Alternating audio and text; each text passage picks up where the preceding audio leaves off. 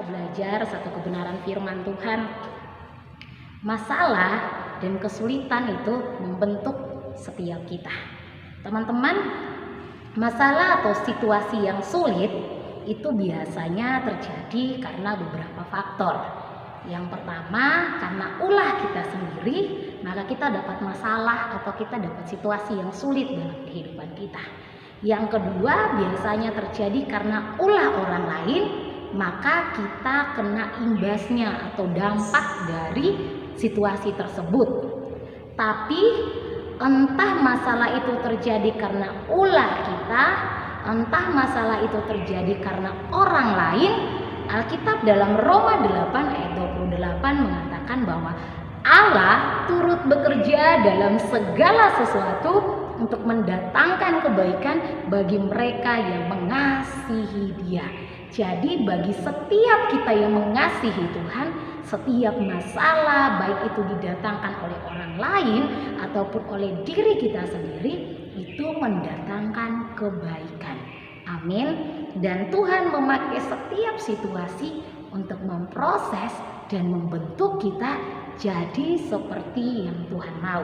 Nah, hari ini kita mau belajar sama-sama firman Tuhan 2 Samuel pasalnya yang ke-16 di ayat 1 sampai 23.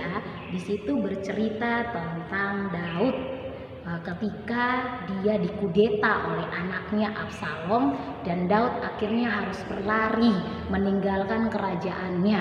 Bicara tentang Daud dikudeta itu ada satu situasi yang terjadi sebelumnya.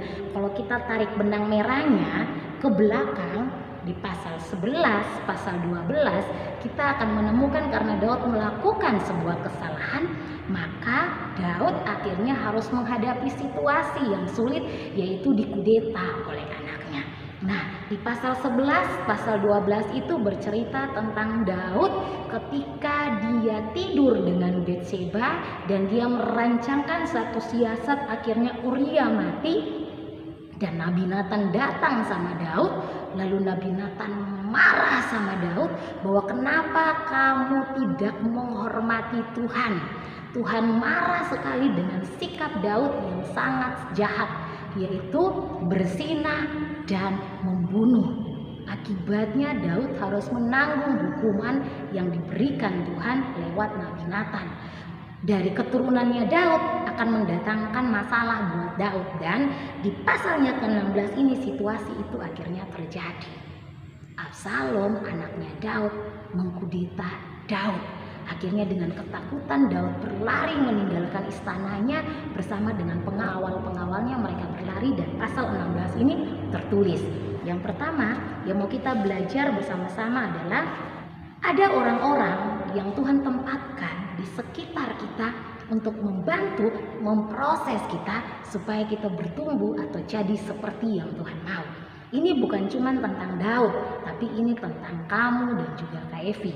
Bagaimana ketika kita dalam masalah, ketika kita dalam situasi yang sulit, Tuhan pakai orang-orang di sekitar kita untuk memproses kita. Nah, di dalam 2 Samuel pasal 16 ayat 1 sampai 4, di situ Daud bertemu dengan yang namanya Siba. Siba ini adalah hamba dari Mephiboset. Sedangkan Mephiboset ini adalah anak dari Yonatan. Tapi di tengah-tengah situasi Daud kena masalah, Siba datang membawa 2 keledai dan Siba bertemu dengan Daud. Di dalam situasi ini yang pertama adalah Siba adalah tipe orang yang suka mencari keuntungan diri sendiri. Jadi Siba datang dan memberitahu Daud bahwa Mephiboset itu meninggalkan engkau dan sekarang dia pergi ke Yerusalem, katanya sekarang dia mau jadi raja. Sedangkan Mephiboset gak pernah berpikir seperti itu, teman-teman. Itu hanya ada di dalam pikirannya Siba, atau lewat situasi itu Siba berusaha mencari keuntungan untuk dirinya sendiri.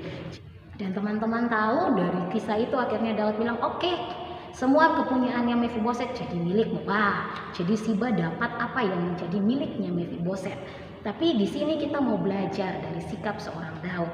Kemungkinan karena Daud lari dan terburu-buru dan putus asa, ketika itu akhirnya Daud mengambil satu tindakan yang keliru.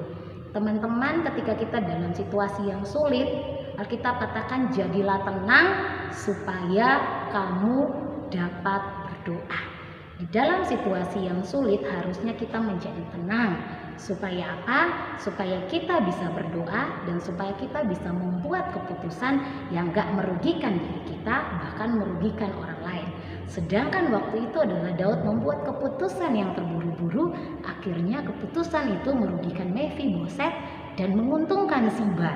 Sedangkan Siba cuma berusaha mencari keuntungan di tengah-tengah masalah dan situasi yang Daud hadapi. Nah, kadang-kadang di dalam masalah kita akan bertemu dengan orang-orang yang cuma berusaha mencari keuntungan di tengah-tengah masalah kita. Hati-hati orang-orang seperti ini, kadang-kadang dia datang sepertinya teman yang baik ketika kamu dalam masalah. Tapi dia malah menjerumuskan kamu atau mencari keuntungan dari masalah yang kamu hadapi. Ini yang kedua, pasal 16 ayat ke-5 sampai ayatnya yang ke-14. Ada orang yang tipenya seperti Simei. Simei ini dari keturunannya Saul. Waktu Daud dikudeta, Simei datang dan mengutuki Daud serta mengata-ngatai kata-kata yang kasar kepada Daud. Maksudnya Simei adalah dia berpikir bahwa apa yang terjadi kepada Daud saat ini adalah akibat Daud dulu mengkudeta Saul. Jadi Tuhan membalas hal itu.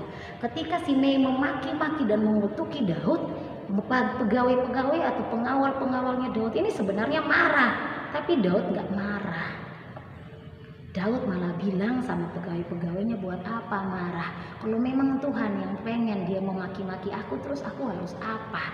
Teman-teman, dari sini kita mau belajar bahwa sikap kita ketika dalam masalah itu sangat penting, menentukan bagaimana kita bisa menang dalam proses atau tidak.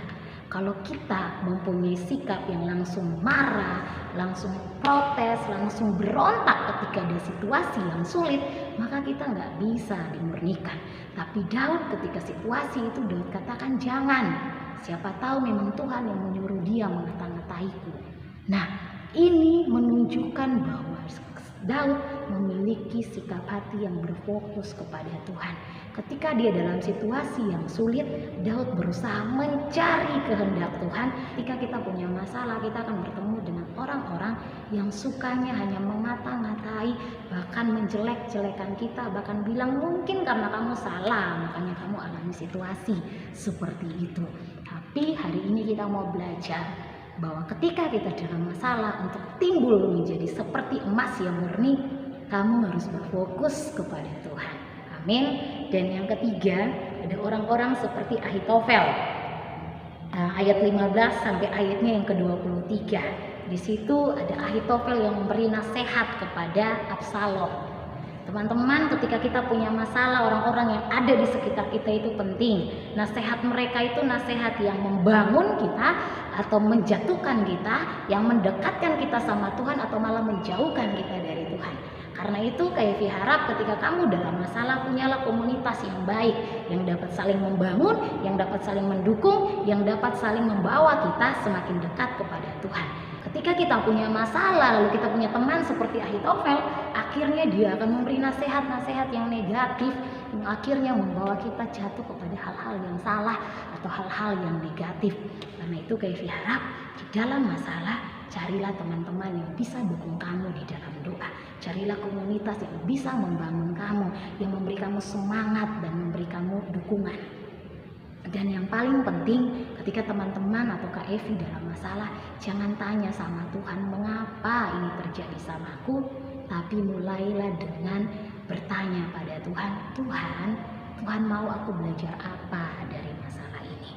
Walaupun di dalam situasi ini adalah karena ulah Daud, tapi KFV sangat percaya bahwa Tuhan memakai situasi, Tuhan memakai orang, Tuhan memakai sebuah keadaan untuk membentuk kembali Daud, untuk memurnikan kembali Daud, buat Daud menjadi seperti yang Tuhan mau. Karena itu KFV berharap teman-teman ketika dalam situasi apapun, masalah apapun yang menimpa dirimu, ingat ini baik-baik. Jangan pernah bertanya pada Tuhan mengapa ini terjadi padaku, tapi mulailah dengan mengatakan, Tuhan, Engkau mau aku belajar apa dari masalah ini. Dengan demikian kita makin dewasa dan bertumbuh melewati setiap masalah. Kita semangat di dalam Tuhan. Tuhan Yesus memberkati.